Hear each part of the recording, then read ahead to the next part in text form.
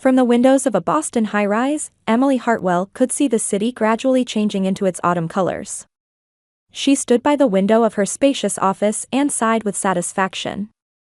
The major project her team had been working on had finally gotten off the ground, and the CEO herself had offered words of praise. "Emily, your work is outstanding. I'll be putting you on the list for promotion next year." CEO Marian Taylor's words were praise for Emily's diligence and talent. As a core manager at Nova Technologies, Emily felt that her 10 years of effort were finally bearing fruit. Her income was stable, and among her peers, she could be considered successful. "Thank you," she replied, remembering the Thanksgiving holiday that would begin tomorrow. It was time for her annual visit to her family home. Returning to her desk to check her final emails, she called her mother. "Mom? I'll be leaving soon. I'm bringing my homemade cranberry sauce again this year." Martha's warm voice came through the receiver. "Oh, Emily. Your cranberry sauce is the best.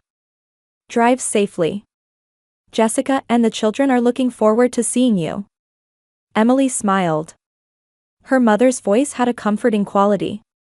Since her father John had passed away suddenly from a heart attack 3 years ago, family bonds seemed to have grown even stronger. After leaving the office, Emily stopped by her apartment to load the prepared cranberry sauce and her luggage into the car. From Boston to her family home in suburban Newton was about a 40-minute drive without traffic. Listening to the radio in the car, Emily reflected on recent events. Since graduating from college, she had always been the financial pillar of her family. Her father's funeral expenses, her mother's colon cancer treatment, her sister Jessica's college tuition, the down payment on the house, and Jessica's wedding costs. That adds up to over $800,000, Emily calculated in her mind. It was a considerable amount for most people, but to her, it had been an unsparing gift. "It's for family, so of course," she reminded herself.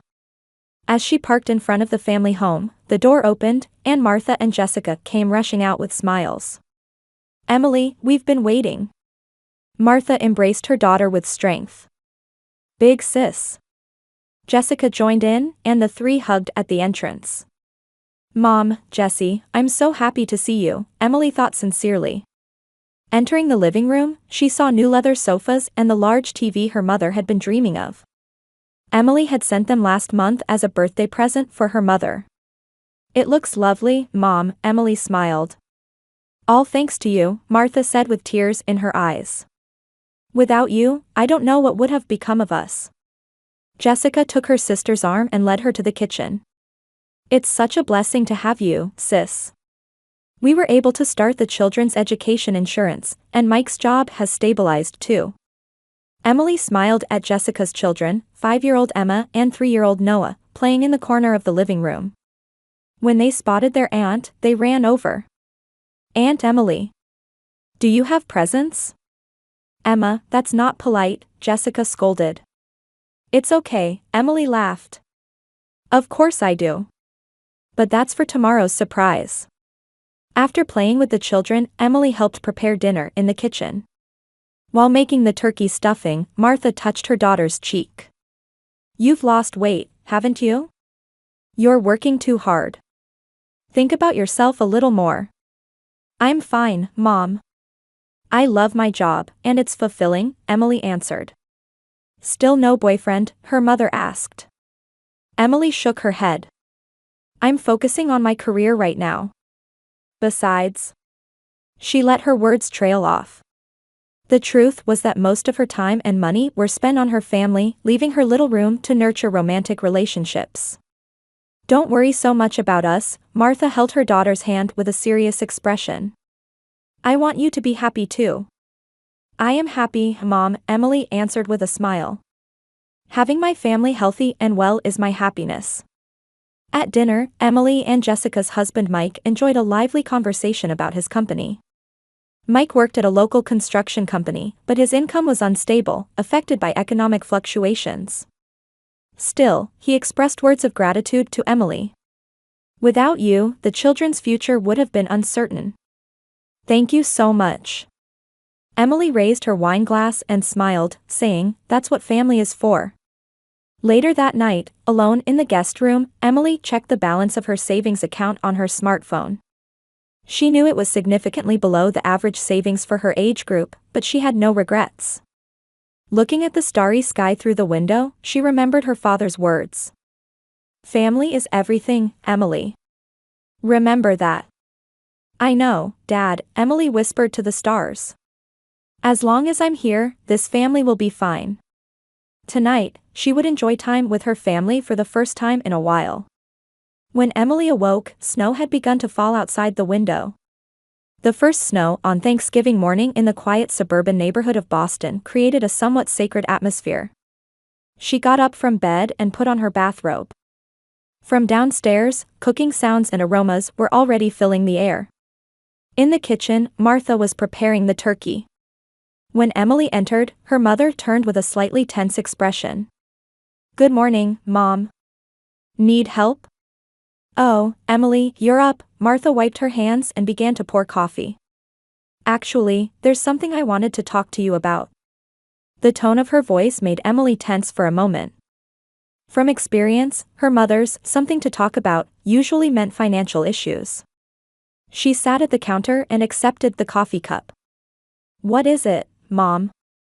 Martha took a deep breath and looked at her daughter seriously. "It's about the house roof." Emily inwardly sighed. "The roof? What happened?" "It was damaged in last month's storm. A contractor came to check it, and they said it needs a complete repair." Martha looked troubled. "The insurance won't cover it all." "How much will it cost?" Emily asked, maintaining a calm appearance. $70,000, Martha's voice became smaller. "But the insurance will only pay $30,000.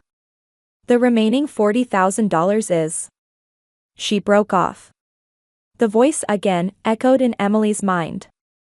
Last month it was $5,000 for a new refrigerator, the month before that $2,000 for yard maintenance. The expenses seemed endless. But her expression remained unchanged. "I understand. I'll wire the money next week." Martha's face brightened. "Really? You're truly an angel of a daughter." She took both of Emily's hands. "Without you, I don't know what I would do." "That's what family is for," Emily cut off her mother's words. "It's important to maintain Grandpa's house." This home was the Hartwell family mansion that had been in the family for 3 generations.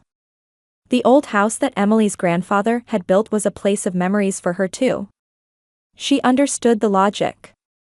However, deep down, the question of why she always had to pay was growing larger bit by bit. During the morning, Emily helped prepare the Thanksgiving meal. Making turkey stuffing, mashed potatoes, green bean casserole, she spent warm moments with her family while preparing these traditional dishes. Even after promising to pay for the roof repair, she was trying to sort out her feelings. "Sis, do you have a minute?" After lunch, Jessica called to Emily in the living room. When the sisters were alone, Jessica took out a glossy brochure. "Look at this," she handed the brochure to Emily with excitement. "What do you think? Isn't it lovely?" Emily took the brochure. It was a catalog for the latest model BMW X5. "It's a nice car," Emily said carefully. "Do you want to buy it?" "Yes," Jessica's eyes sparkled. "I need a safe car for the children."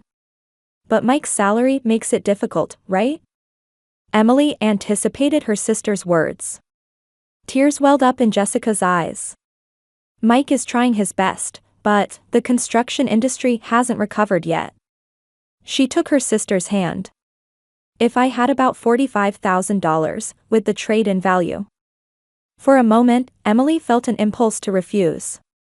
But seeing her sister's teary eyes and hearing her niece and nephew's laughter from the next room, she couldn't find the words to decline. "I'll pay it back in installments," Jessica quickly added. "A little each month." "All right," Emily answered quietly. "But this is the last time." "Of course." Jessica jumped with joy and hugged her sister tightly. "You're the best sister in the world." That evening, Emily was organizing her finances in her room. The laptop screen displayed records of her expenditures on her family over the past 5 years. While major medical expenses and funeral costs were unavoidable, normal living costs like roof repairs and car purchases should have been covered by each family member's income. Especially in Jessica's case, her husband Mike's income was not particularly low. Even considering the instability of the construction industry, an annual income of $60,000 was average for this area. So why were they always short of money? Emily looked at her social media. Jessica's posts showed photos of relaxing time at a spa last month, dinner dates with Mike at expensive restaurants, and pictures of her happily holding brand name bags. She said she'd pay back a little each month. Emily remembered past promises. College tuition, wedding expenses, none had ever been repaid. I'm overthinking, she told herself. That's what family is for, we help each other. However, her colleague Rebecca's words came to mind, Emily, you're too nice. Being family doesn't mean you should be exploited. At dinner time, Emily sat down with her usual smile. The family conversation was pleasant and warm. Martha showed off her new jewelry, and Jessica talked about events at the children's school. Emily, thanks to you, we are truly blessed, Martha raised her wine glass. Having a daughter like you makes me the happiest mother in the world. We can live because of Emily, Jessica joined in. I can't imagine what life would be without you, sis. Listening to the words of gratitude from her family, Emily felt conflicted. Being thanked turned her doubts into guilt. Am I a terrible person for doubting my family? That night, alone, Emily checked her savings balance and was shocked. Her savings at age 35 were far below the average for her age group. Her 401k for retirement had only minimal contributions. At this rate, I'll have to work forever, she muttered, calculating her future. Outside the window, snow continued to fall silently. Emily lay on the bed, staring at the ceiling. Is my life only for my family? The question arose in her heart. Supporting blood family is natural, she tried to tell herself. But a sense of discomfort grew stronger in her heart. Her life had always been family first. Her own desires were postponed, she had no room to deepen romantic relationships, and she constantly saved money while her colleagues enjoyed vacations. All of it was to support her family. Is this love, or? Emily swallowed her words. To call it exploitation was too harsh a doubt. On the eve of Thanksgiving, Emily fell asleep battling complex emotions. The next morning, Emily was awake from early morning. Outside the window, snow had accumulated, and the fresh morning light illuminated the snow's surface. She lay in bed, organizing the day's schedule in her mind. Put the turkey in at noon, prepare the side dishes. She recalled the cooking plan she had made with her mother last night. Emily looked at the clock. 7:30 a.m. Originally, she had a brunch appointment with her colleague Diane. Since Diane also had no family, they had a tradition of meeting just for Thanksgiving morning. However, because Martha had said, it would help if you could come around noon tomorrow since we have a lot of cooking, Emily had cancelled her brunch with Diane. After showering, Emily checked her mobile phone. There was a message from Diane. It's unfortunate, but it can't be helped. Let's definitely meet next year. Happy Thanksgiving. Emily smiled and replied, then looked out the window. The snow had stopped, and the sun was showing its face. She suddenly had an idea. If I help with the cooking preparations, Mom might be happy. She decided to change her plans and head to the family home early. She thought about contacting Martha but decided to make it a surprise and refrained from calling. At 9:15 a.m., Emily parked in front of the family home. Although she arrived an hour earlier than planned, the kitchen should already be bustling. She took an apron and her special dessert wine from the trunk and walked quietly toward the house. She paused for a moment at the entrance. The old house covered in snow stood peacefully in the morning light. Memories of childhood flooded her mind, fishing with her father, cooking with her mother, playing with her sister, all precious memories. Emily quietly opened the door with her key. The hallway was quiet, and warm air enveloped her. Voices and aromas drifted from the kitchen. She was about to say good morning as she proceeded down the hallway but stopped when she heard her mother and sister's conversation. "That won't do, Jessica," Martha's voice said. "You need to think more carefully." "I know, Mom," Jessica's voice contained laughter. "But Emily will take care of it somehow. Like always." Emily stopped. The two were talking about her. Standing at the corner of the hallway, she listened to the conversation. "I wonder how much we can get out of Emily," Jessica said. "I got the new car, but next I'm thinking of asking for a kitchen renovation." "It's unnatural to ask for so much in succession," Martha replied. "Wait a bit. Emily is generous, but she's not stupid." Emily's heart began to race. This conversation didn't sound like a joke. She hit against the wall and continued listening. "How should I bring it up?" Jessica's voice continued. "Maybe we need a safe kitchen for the children? Or Mike's salary just isn't enough?" Her mother's laughter followed. "She's weak to the word family. If you say, for the family, she'll give anything." Emily's hands began to tremble. She gripped the dessert wine bottle tightly and held her breath. "Actually, Mike already got promoted," Jessica's voice grew quieter. "His annual salary is now $85,000. But don't tell Emily." "Smart girl," Martha's voice held pride. "We deserve a little luxury. Since Emily is so generous with her money, we might as well take advantage of it." Tears welled up in Emily's eyes. Was this a bad dream? She leaned against the wall as if sleepwalking. "Mom, I'm thinking," Jessica's voice was heard again. "She still doesn't realize she's our breadwinner." "That's right," Martha added with a laugh. "Even though she bought the house and the car, she still thinks she's being helpful." Emily almost let out a small sound but desperately suppressed it. Her hands were shaking, and she felt her knees weakening. "We were really lucky," Martha's voice continued. "Who would have thought she'd become so successful? Thanks to her, we can live comfortably." "Yes," Jessica agreed. "Imagine getting $40,000 when there's no need for roof repairs." "The roof?" Emily gasped. Had the roof repair she promised to pay for yesterday been a lie? "With that $40,000, we can realize our Bahamas trip," Martha said. "Just tell Emily it's for roof repairs and she'll be fine." "She never comes to check," Jessica said. "She always sends the money just as we say." In Emily's mind, the world began to spin. Had all her love and trust been built on deception? The trembling in her hands spread throughout her body, and she pressed her back against the wall. "How much have we squeezed out of her so far?" Jessica asked. "At least $1 million, I would think," Martha answered. "Half of her salary is ours." The laughter of the two echoed in the kitchen. Emily felt a pain as if her heart was shattering into pieces. "But don't you sometimes feel guilty?" Jessica's voice contained a hint of hesitation. "What are you saying?" Martha's voice turned cold. "She's a daughter of the Hartwell family. Supporting family is only natural. Besides, she gladly gives money. Just say, for the family, and she'll give it any time." "True," Jessica immediately agreed. "Thanks to Emily, we can live such a wonderful life." Emily quietly backed away. Her heart had turned as cold as ice. With trembling hands, she placed the dessert wine bottle on the hallway table and reached for the doorknob. Tears streamed down her cheeks. In the brightness outside, Emily squinted for a moment. She walked to her car, opened the door, and collapsed into the seat.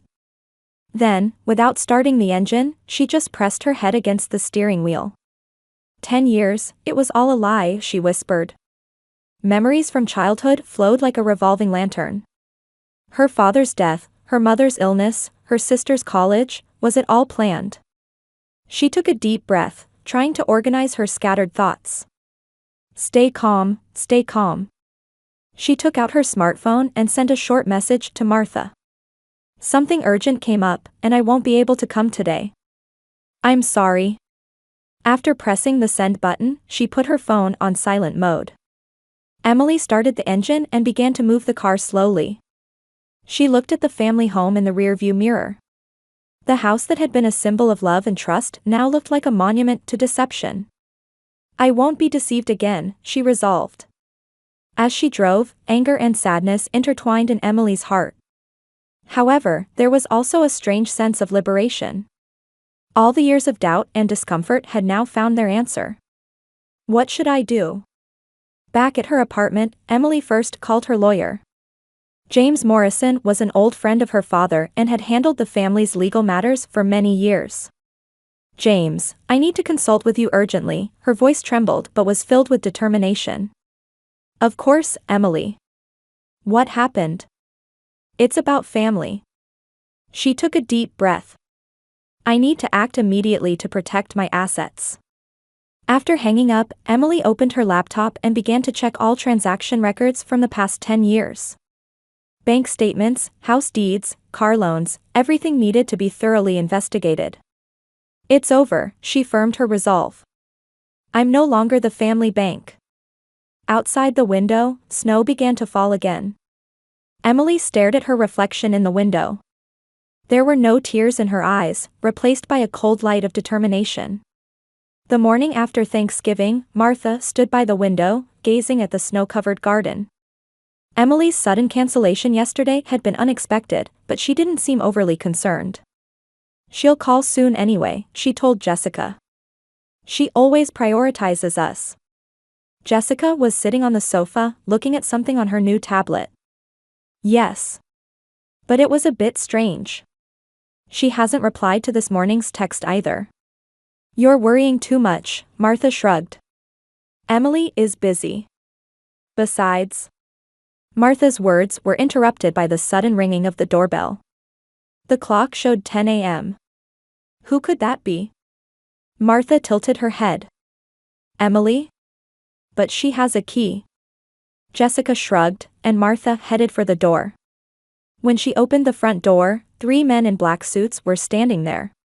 One was in his mid-40s with a strict expression, another in his 30s holding a document case, and the third was somewhat older with a quiet impression.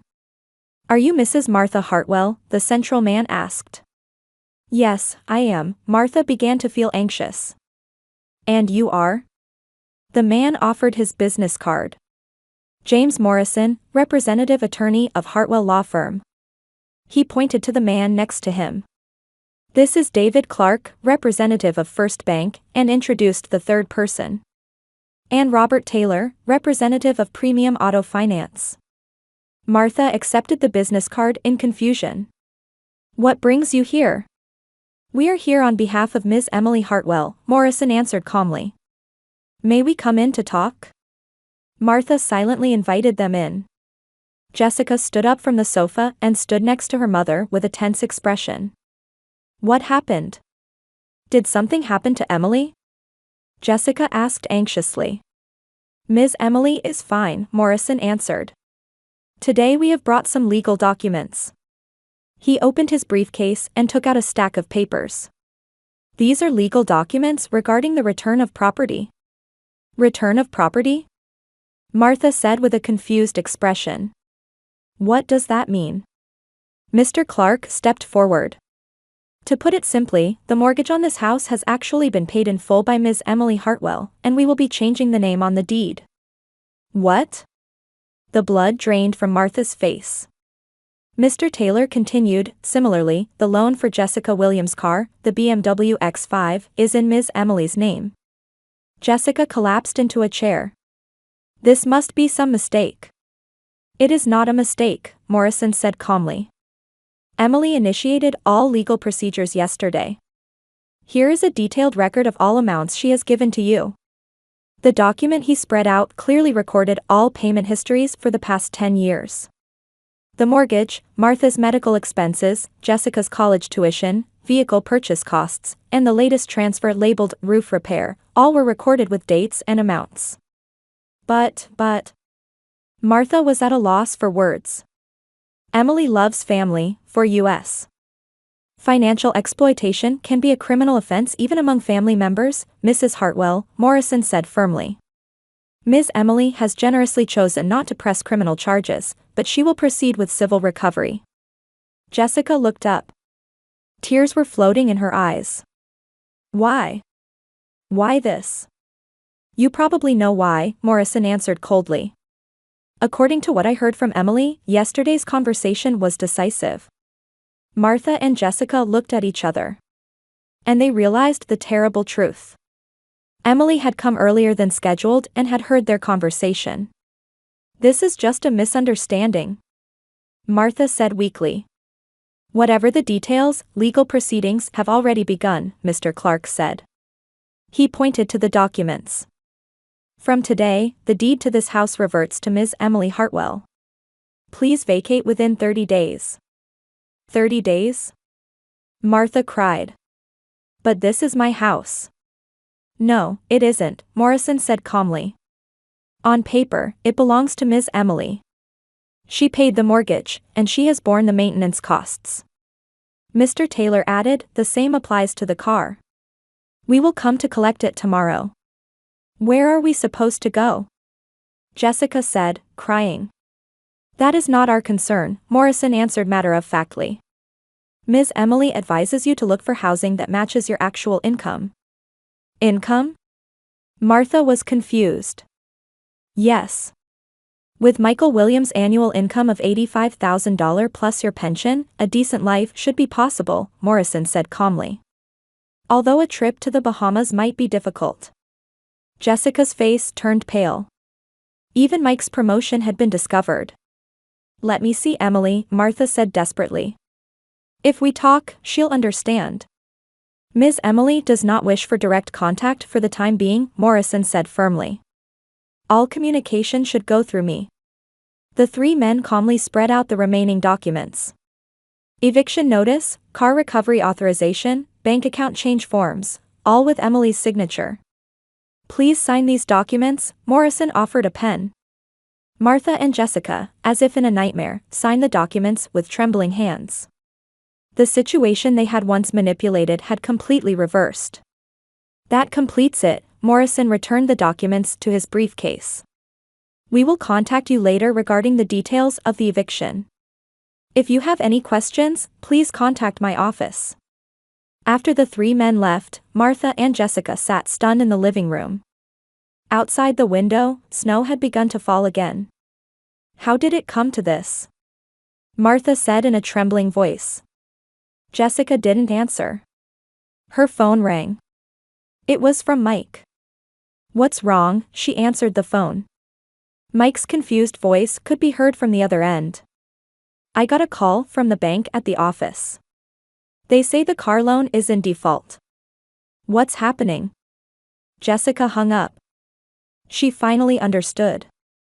Years of exploitation had come to an end. Now they would have to live within their own incomes. Emily will still give us money, won't she? She weakly asked her mother. After all, we're family. Martha was staring out the window. It's over, Jessica, her voice was hollow. What we did was unforgivable. A year later, from the window of a high-rise apartment in Boston, a beautiful evening view of the city spread out. Emily stood by the window, gazing at the autumn leaves in a distant park. Her life had changed dramatically since that Thanksgiving day. The spacious living room of the luxury apartment was furnished with pieces she had chosen for herself. No longer needing to save for others, she felt the joy of living for herself for the first time. Cheerful voices could be heard from the kitchen. Her colleague and close friend Sarah was preparing Thanksgiving dinner. Emily, can I open the wine? Sarah called out. Of course, Emily smiled and headed for the kitchen. The cranberry sauce is already done. Having Sarah and Dan's family over for dinner was a new tradition for this year's Thanksgiving. Sarah had been a colleague at the company, but as Emily overcame her difficult period, she had become a true friend. Sarah's husband Dan and their two children had also welcomed Emily as part of their family. Over the past year, there had been numerous contacts from Martha and Jessica. Letters of apology, offers of reconciliation, and sometimes angry messages. Emily had processed most of them through her lawyer, avoiding direct contact. Occasionally, she felt loneliness deep in her heart, but she understood that it was a sensation coming from years of habit, not genuine loss. Her mother and sister had been forced to rebuild their lives afterward. Martha had moved to a small apartment and begun a frugal life for the first time. Jessica's relationship with her husband had deteriorated, eventually leading to divorce. With 2 children, she was now working multiple part-time jobs. Emily sometimes thought about her niece and nephew. They were innocent. She had anonymously established an educational trust fund to secure their college funds. That was the only way she could be involved. The intercom rang. Sarah's family had arrived. "May we come in?" Sarah's husband Dan's cheerful voice echoed in the apartment. The children, Ellie and Jake, also rushed in energetically. "Aunt Emily." Ellie hugged her. This term aunt represented a relationship bound by genuine affection, without blood ties. At dinner, while carving the turkey, Sarah said, "This is a special Thanksgiving." "In what way?" Emily asked. "Because you've become part of our family," Sarah smiled. "You've taught us that blood ties aren't necessary for a true family." Dan also raised his glass. "With Emily joining us, our Thanksgiving has become more special." Emily was too moved to speak. Tears welled up in her eyes. "You are my true family." "True family isn't about blood ties, but heart connections," Emily finally managed to say. With the sky changing from evening to night in the background, laughter and conversation resonated in the warm apartment. Emily was experiencing a truly happy Thanksgiving for the first time. Her new chapter in life was filled with true freedom from false bonds and connections with people she could genuinely trust. The first snow of the season began to fall outside the window. Holding her wine glass, Emily was confident she had no regrets about her choices. Sometimes life takes unexpected turns and can be painful, but she knew that new paths open up beyond that pain. "Happy Thanksgiving," Sarah whispered to her. "Thank you," Emily replied with a heartfelt smile. "This is the first Thanksgiving where I've known true gratitude."